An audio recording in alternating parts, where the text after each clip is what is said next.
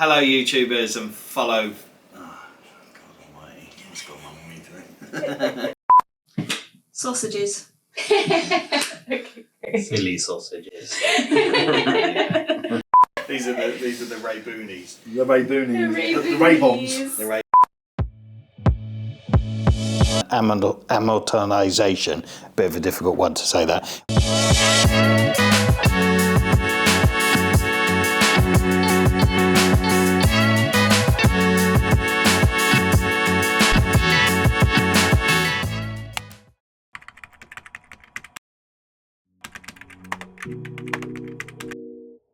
So, why did you want to start the Matthew Cox Enterprise Podcast? Well, I wanted to help fellow entrepreneurs, and business owners in general. I really like assisting people, and I like the dynamics of growth and things like that. And I also think we're all on a journey of learning. So some of the podcast guests will come on and I'll actually learn something from them. So I'm also looking to do it for my self-gratification, but also to assist people on their journey. And I think the more we share, the more that we can kind of really reach those goals and that. I mean, being an entrepreneur is a strange environment. It can be really low. You can be almost a bit bipolar in your days. Like one day you're screaming high, then the next day you're wondering whether or not you can be bothered to carry on anymore. So I think that, sharing all of that and having those open and frank conversations is really useful.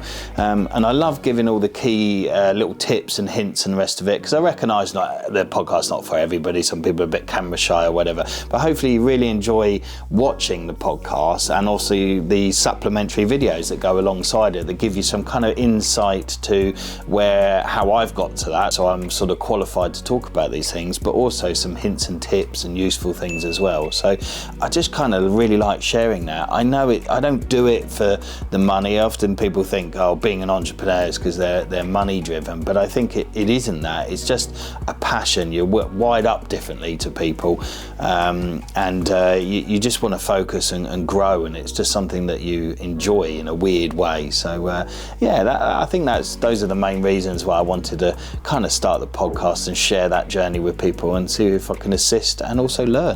What do you want people to feel when they finish listening to the podcast?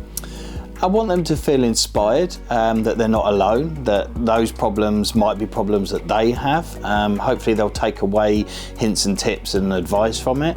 They might then decide to come on the podcast show and have the open and frank conversations with myself.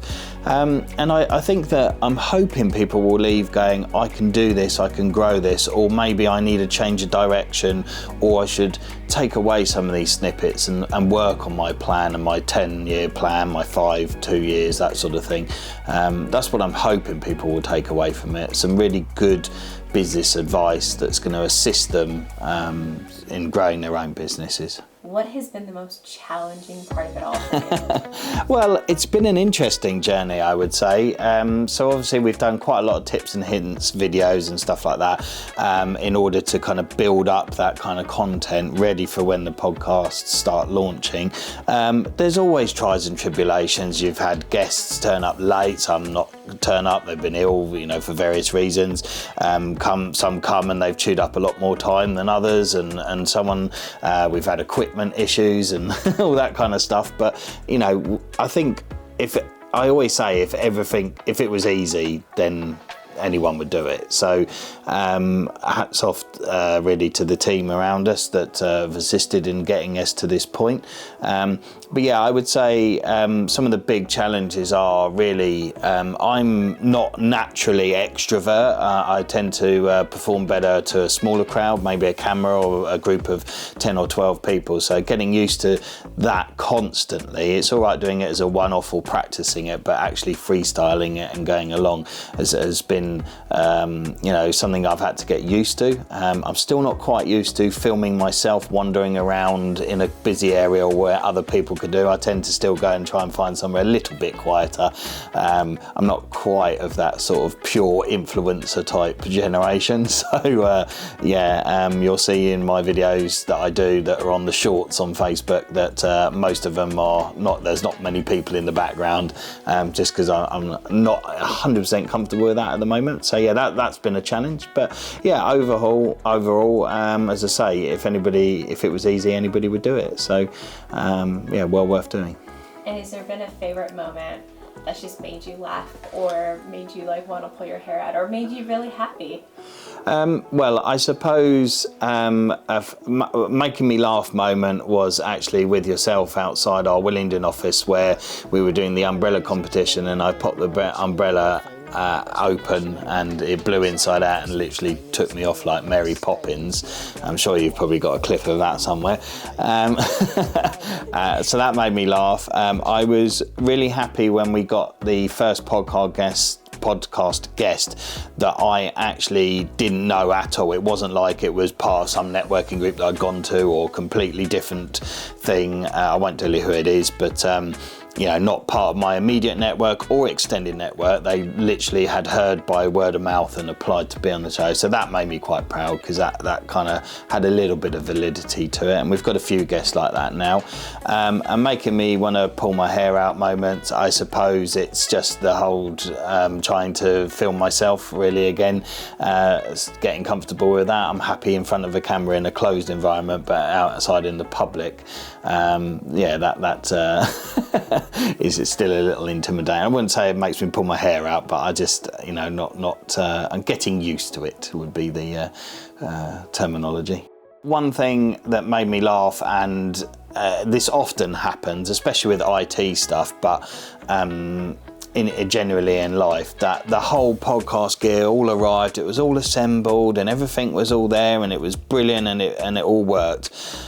But there was bits of it that didn't work, and it was completely reliant upon a tiny little device about this big that converts USB to USB-C that we didn't have, and therefore nothing worked just because of this one little device that we needed. And we just went to the local wholesaler and bought one for a couple of £.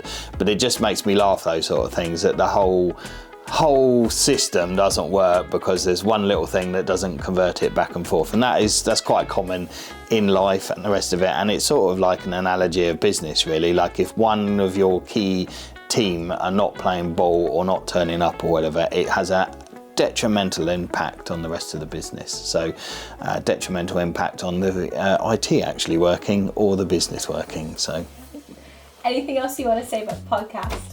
Well, I hope people really enjoy it. I'd love it if you comment below. I'm really hoping with the podcast people get interactive and comment, because that will do the guest really, really good, because they'll be able to see those comments as well. And you might add something to the podcast that perhaps we haven't touched on or whatever. It will also help the YouTube algorithm and Google and all the rest of it actually look at the analytics and go, look, people are engaging with this video and so on. And that will help it get out to a wider audience. I'd really appreciate it if you could comment, like, subscribe, do all those things that basically feed YouTube information to say these people are liking these videos and therefore we should push the content out to a wider audience, and then we'll get some more interesting podcast guests, not say the ones that are not interesting, but some wider audience of podcast guests, and really try and delve down into their issues and goal setting. They're actually really good.